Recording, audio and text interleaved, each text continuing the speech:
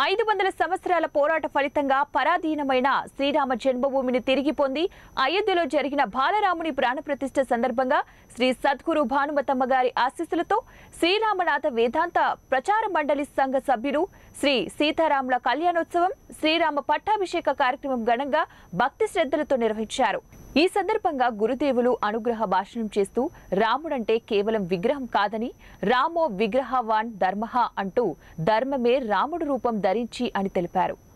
ధర్మ మార్గంలో దేహయాత్రను కొనసాగిస్తూ ఆత్మ రాముడిగా మీలో ఉన్న రాముడిని తెలుసుకోమన్నారు। దేశాధినేతలు శ్రీరామచంద్రుడిని ఆదర్శంగా తీసుకుని పరిపాలిస్తే దేశంలో రామరాజ్యం నెలకొని శాంతి సౌభాగ్యాలతో సుభిక్షంగా ఉంటుందని హితవు పలికారు। సమస్త విశ్వానికే భారతదేశము గురుస్థానం వంటిదని యావత్ ప్రపంచం ఆధ్యాత్మిక జ్ఞానం కొరకై మన దేశం వైపు చూస్తున్నదని అన్నారు। ఆత్మ నేను అని, దేహము నాది అని, నేనును నాదిని వేరు చేసుకుని ఆత్మానాత్మ వివేకం కలిగి ఆత్మ జ్ఞానాన్ని పొంది మానవ జన్మను సార్థకం చేసుకోవాలని ఆశీర్వదించారు। అధర్మం చేయవాకండి, మనసు చెప్తూనే ఉంటుంది అధర్మం చేయమని।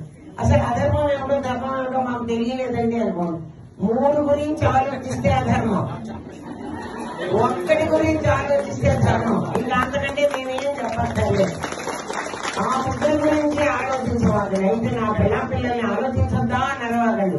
వాళ్ళు నీ పిల్లలు కాదు, వాళ్ళు ఇండివిజువల్స్।